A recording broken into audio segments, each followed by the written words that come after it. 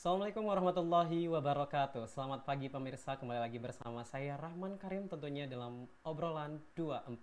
Bertepatan pada pagi hari ini, pada 16 Januari 2025, tentu saja kita akan membahas topik yang menarik.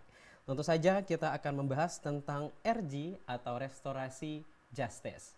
Dan juga di kesempatan kali ini pemirsa, telah dibersamai bersama narasumber kita bersama Bapak Wira. Selamat pagi Bapak, Selamat pagi. yang merupakan pengamat dari bagian kepolisian, dan juga telah dihadirkan juga masyarakat yang pernah mendapatkan pelayanan RJ secara langsung, yaitu Bapak Adi Firdaus. Selamat pagi Bapak. Selamat pagi Pak Rahman. Ya, tentu saja pemirsa, restorasi justice menjadi hal yang baru kita dengarkan. Mungkin masih banyak yang belum mengetahui apa itu restorasi justice. Dari itu, saya mohon izin kepada Bapak Wira, mohon izin dapat menjelaskan sebenarnya Bapak apa yang dimaksud dengan restorasi justice. Silahkan Bapak.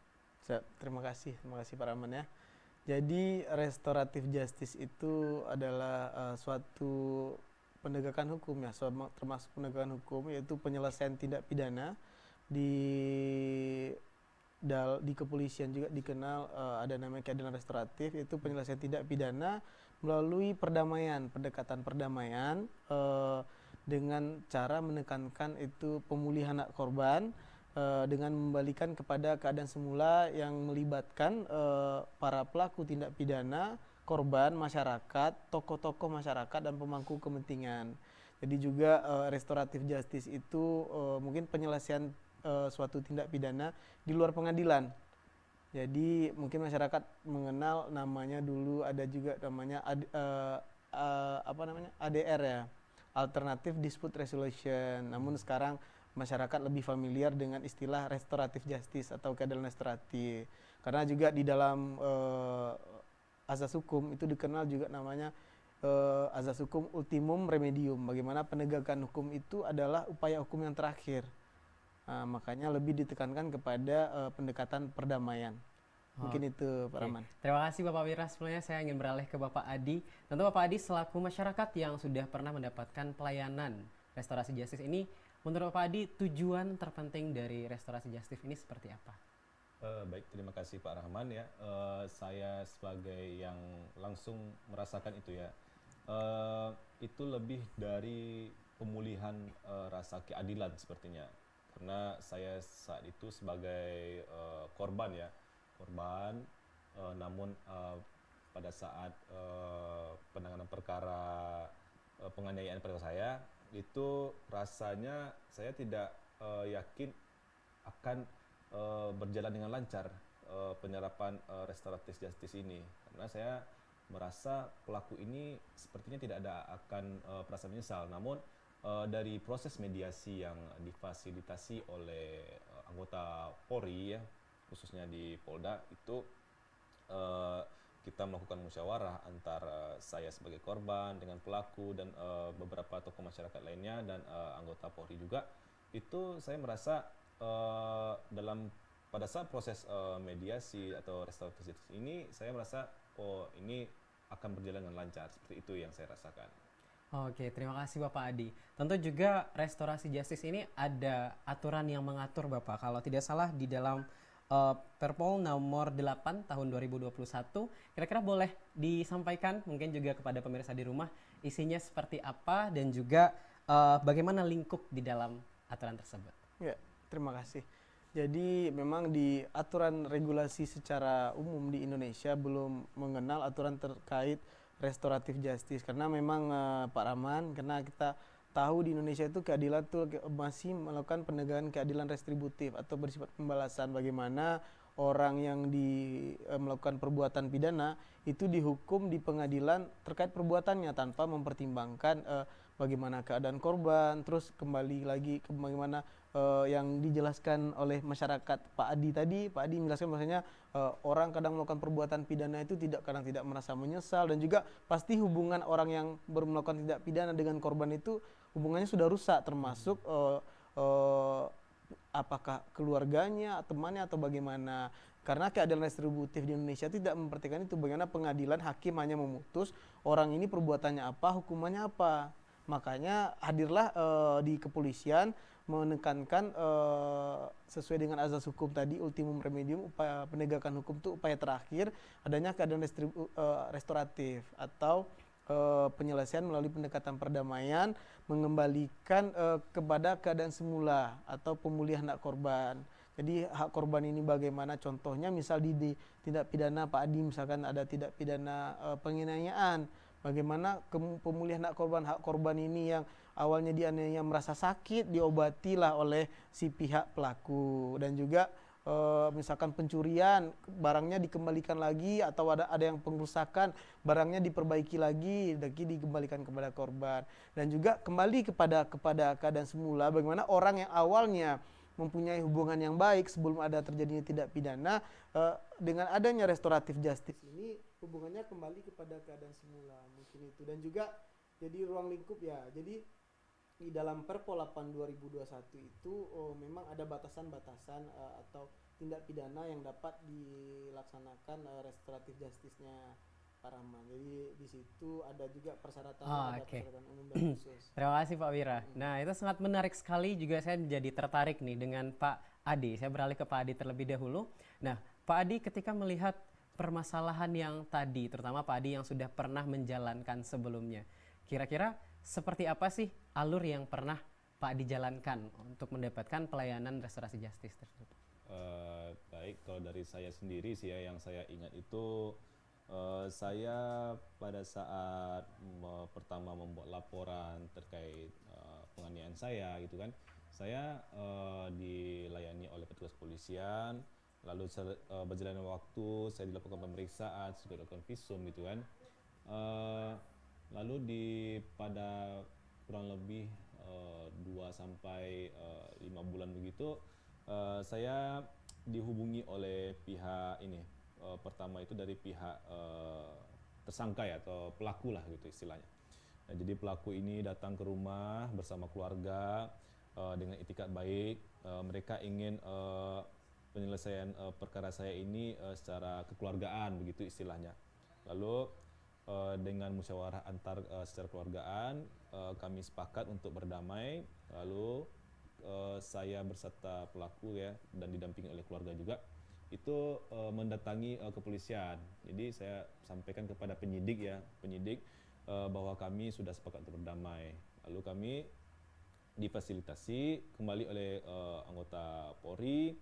Lalu kami membuat surat pernyataan, di situ memuat apa-apa saja pemulihan hak-hak yang saya terima oleh pelaku, dan pelaku juga bersedia untuk tidak mengulangi hal tersebut. Jadi seperti itu kurang lebih yang saya rasakan. Oke, sangat menarik ya pemirsa di rumah. Tentu saja kita masih ada perbincangan yang lebih menarik lagi. Pasti pemirsa lebih penasaran bagaimana tahapan ketika bisa menjadi, pemirsa di rumah akan menjadi korban atau tersangka untuk memanfaatkan restorasi justice ini. Tapi sebelum itu kita ada yang lewat terlebih dahulu.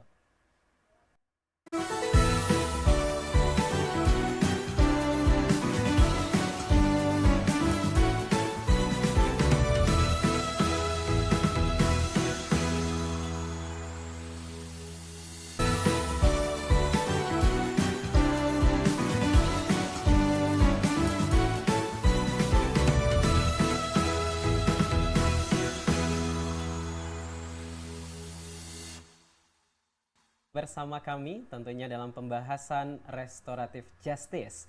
Ya, tadi kita dapat simpulkan bahwasanya ternyata ada cara penyelesaian permasalahan di luar dari hukum. Nah, di balik itu juga saya ingin bertanya kepada Pak Wira kembali, Bapak. Bapak Wira, kira-kira bagaimana tahapan ketika mungkin ada pemirsa di rumah yang nanti bisa menjadi salah seorang korban untuk laporan terhadap pihak kepolisiannya? Terima kasih, Bapak. Iya, terima kasih Pak Rahman.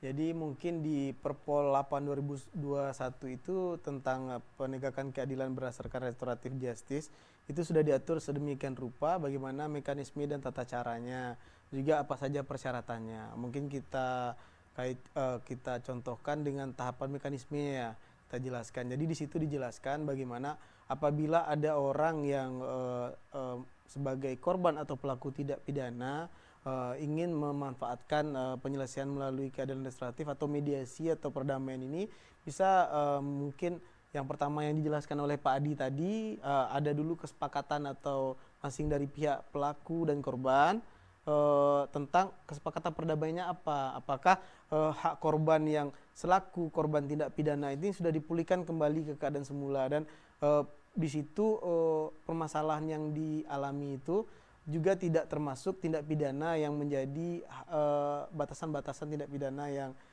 dapat direstoratifkan. Contohnya tindak pidana terkait terorisme, tindak pidana terkait narkoba yang kalau korban itu boleh, kalau misalkan pengedar itu tidak boleh, atau tindak pidana yang berhubungan dengan nyawa. Di luar dari hal pada itu, atau tindak pidana korupsi di luar daripada itu boleh. Nanti para pihak yaitu korban atau tersangka mengajukan permohonan kepada kepolisian, permohonan untuk didamaikan atau restoratif justice untuk penyelesaian penghentian perkara pidananya. Nanti mengajukan seperti yang dijelaskan oleh Pak Adi tadi, mengajukan persyaratan permohonan kepada pihak kepolisian, nanti dilakukan kajian apakah perkara pidana ini dapat direstoratifkan atau tidak. Nanti setelah melakukan kajian, nanti diundang para pihak yaitu korban serta pelaku tidak pidana, dan juga makanya di situ tadi saya jelaskan Pak Rahman, di situ maka melibatkan tokoh masyarakat dan pemangku kepentingan, contohnya apakah berhubungan dengan pemerintah atau satker atau instansi terkait, juga stakeholder. Jadi di sini tujuannya supaya yang disampaikan tadi Pak Adi tadi, semua pihak bertanggung jawablah terhadap misalkan suatu terjadi tindak pidana, semua pihak bertanggung jawab untuk menyelesaikan bersama, dan juga orang yang melakukan tindak pidana itu menyesal dan korban itu tidak merasa terlalu dirugikan, karena kalau penyelesaiannya melalui peradilan, yang dihukum itu hanya perbuatan orang yang melakukan tindak pidana. Mungkin itu Pak Rahman. Ya, berarti mediasi ini sudah menjadi sebenarnya salah satu solusi menyelesaikan sebuah permasalahan tanpa melibatkan sebuah tindak pidana. Jadi tidak ada yang jadi tertekan dalam satu pihak, tapi diselesaikan, bisa dikatakan kalau bahasa kitanya diselesaikan secara kekeluargaan. Betul. Tapi saya ingin beralih kepada Bapak Adi. Pak Adi tentu selaku masyarakat yang awam, banyak hal atau ada tantangan rasanya ketika kita ingin mengajukan surat kepada kepolisian. Nah, untuk Pak Adi sendiri, menurut pengalaman Bapak, mungkin juga bisa menjadi saran untuk pemirsa di rumah, apa yang lebih baiknya ketika memang kita telah menjadi seorang korban, memunculkan keberanian kita, dan tantangan apa yang Bapak rasakan sehingga Bapak berani akhirnya menyerahkan surat permohonan untuk restoratif justice? Baik, terima kasih Pak Rahman ya. Kalau dari pengalaman pribadi saya itu, memang saya merasa ini bagaimana ya, saya bingung apakah saya harus melaporkan kembali kepada anggota Polri gitu kan untuk didamaikan. Namun setelah saya melakukan diskusi, terutama kepada keluarga ya, keluarga terdekat dulu, dan mereka itu mensupport. Mungkin apabila kita ada seperti kuasa hukum ya, mungkin kita bisa berkomunikasi dengan kuasa hukum bahwasanya kita ingin menyampaikan kepada penyidik bahwa perkara saya ini mungkin didamaikan saja. Mungkin salah satunya itu. Kalau tidak ada kuasa hukum ya mungkin sebelumnya kan kita sudah melakukan komunikasi dengan penyidik ya, baik itu via telepon ataupun via surat. Biasakan itu via telepon, penyidik juga memberikan pertimbangan perkara kepada kita. Nah, jadi mungkin bisa secara non formalnya kita membuat komunikasi dengan penyidik lewat WA. Baik Bapak Adi, saya akan terlebih dahulu Bapak Adi. Ya, berarti Bapak Adi pun sudah memberanikan diri. Tentu untuk pemirsa di rumah juga harus berani ketika kita sudah menjadi seorang korban. Nah, tapi saya ingin beralih kepada Bapak Wira. Bagaimana nanti Bapak ketika restoratif justice ini tidak selesai permasalahannya dengan mediasi? Apakah ada aturan selanjutnya yang dapat kita lakukan untuk menyelesaikan permasalahannya? Silahkan. Ya, terima kasih. Jadi ya Pak Rahman, ya betul yang disampaikan Pak Adi, kadang memang ada tantangan ya dalam mengajukan restoratif. Dan juga disampaikan tadi bagaimana kalau mediasi ini tidak berjalan atau tidak tercapai kesepakatan di antara para pihak. Makanya di situ ditekankan bagaimana yang diutamakan itu bagaimana hak korban ini terpenuhi. Jadi di tujuan dari keadilan restoratif ini bagaimana penyelesaian perkara itu tidak merugikan para pihak. Jadi kalau dalam istilah familiarnya itu win-win solution. Jadi korban haknya terpenuhi dan tersangka tidak harus dipidana, tapi bisa tetap bertanggung jawab atas perbuatannya. Makanya di situ apa namanya tantangan yang disampaikan tadi, dan juga bagaimana keadilan restoratif ini bisa mencari solusi yang terbaik bagi para pihak. Iya benar sekali ya. Berarti untuk pemirsa di rumah, kalau nanti bisa menjadi, kalau boleh tahu Bapak ini apakah hanya untuk korban atau tersangka juga bisa mengajukan restoratif justice? Ya, ya, jadi kalau untuk yang bisa mengajukan juga Pak Rahman itu kedua belah pihak, baik tersangka ataupun korban. Boleh kedua-dua belah, tidak hanya korban, tidak hanya tersangka. Maka di sini itu pihak tersangka atau korban mempunyai hak untuk mengajukan permohonan restoratif justice. Makanya di sini dikedepankanlah mediasi atau perdamaian dari penekanan penyelesaian tindak pidana. Jadi dengan adanya perdamaian antara kedua belah pihak, kepolisian mengakomodir, menghentikanlah perkara pidananya tadi.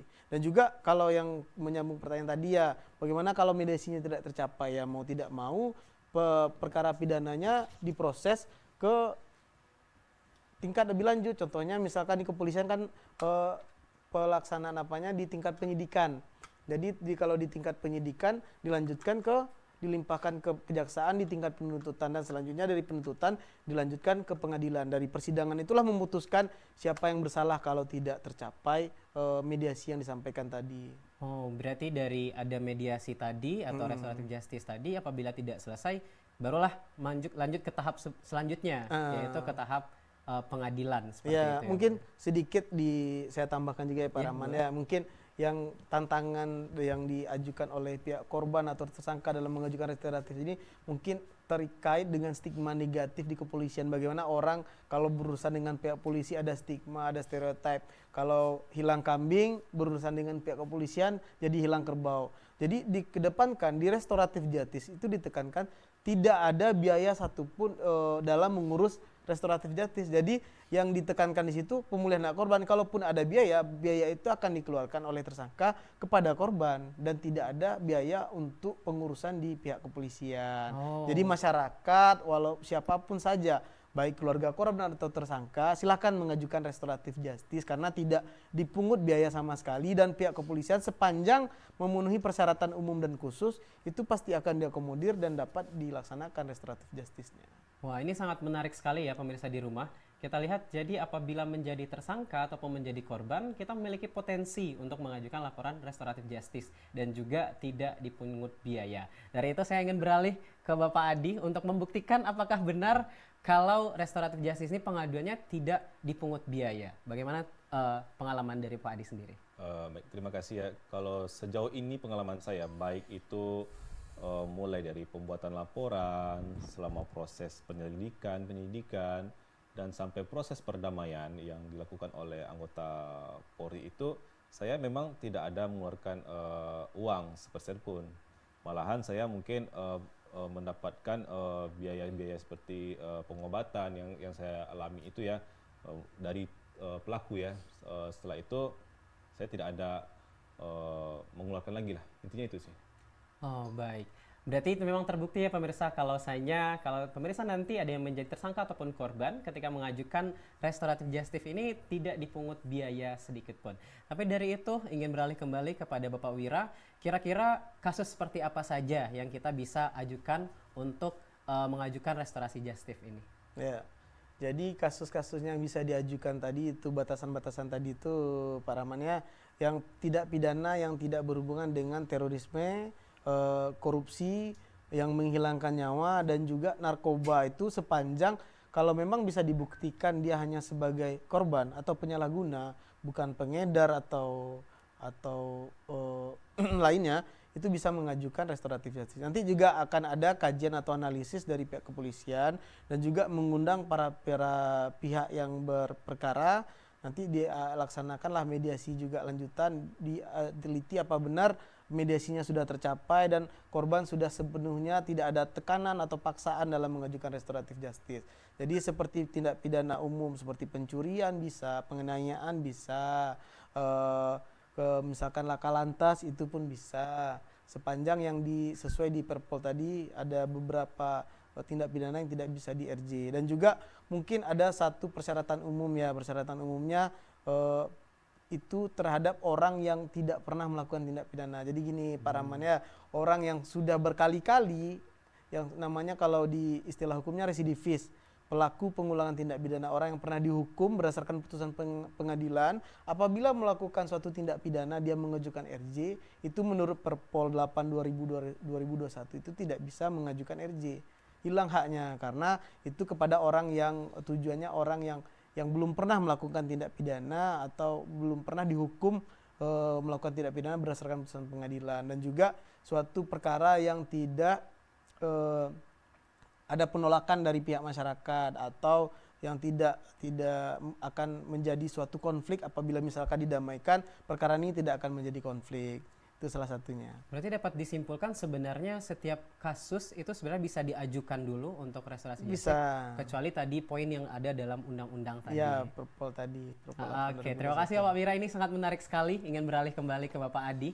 Bapak Adi, kira-kira sebagai masyarakat yang pernah mengajukan pengajuan dan juga alhamdulillah kasusnya telah terselesaikan melalui restorasi justice, hak-hak apa saja yang Pak Adi dapatkan ketika telah mengajukan? Baik ya, terima kasih Pak Rahman. Kalau dari saya pribadi itu yang telah saya dapatkan, pertama itu hak mendapatkan pelayanan ya, hak mendapatkan pelayanan oleh anggota Polri, dari penyidik, saya dilayani dengan baik. Itu saya merasa cukup puas. Yang kedua itu mungkin hak-hak seperti pengobatan saya kan tidak pidana penganiayaan. Jadi pengobatan saya di rumah sakit itu ditanggung penuh oleh oleh pelaku. Lalu selanjutnya saya juga mendapatkan hak seperti uang ganti rugi lah, seperti itu kan, karena setelah dilakukan penganiayaan itu saya tidak dapat bekerja beberapa hari atau beberapa minggu, seperti itu kurang lebih. Oh, bagus sekali, ternyata juga mendapatkan ganti rugi. Nah, tentu saja pemirsa, ini telah membahas tentang restorasi justice, tapi dari itu tentu juga tak afdol rasanya apabila pembicaraan tanpa ditutup dengan kesimpulan. Dari itu kami mohon izin untuk Bapak Wira mungkin dapat menyampaikan pesan-pesannya kepada pemirsa di rumah mengenai jangan takut atau bagaimana pesan untuk mereka agar berani melakukan restorasi justice. Silakan. Ya, terima kasih. Mungkin sedikit saja yang saya sampaikan tadi, bahwasanya intinya penyelesaian tindak pidana melalui restoratif justice ini atau keadilan restorasi ini adalah penekanan bagaimana penyelesaian melalui pendekatan perdamaian yang bertujuan itu pemulihan hak korban. Jadi hak korban yang selama ini tidak pernah diperhatikan dalam persidangan perkara pidana. Jadi di restoratif justice ini dikedepankan itu yang diutamakan, bahwasanya korban itu yang diutamakan, bagaimana haknya dirugikan akibat perbuatan pidana itu dapat dipulihkan kembali, dan juga bagaimana keadaan semula hubungan antara korban dengan pelaku itu kembali kepada keadaan semula yang awalnya karena tindak pidana tidak baik jadi baik kembali. Dan juga kembali lagi, masyarakat atau siapapun saja jangan takut, kalau memang ingin mengajukan silakan. Jangan takut nanti dipungut biaya atau ada oknum yang meminta suatu imbalan atau segala macam, atau menyatakan oh ini tidak bisa. Silakan saja ajukan.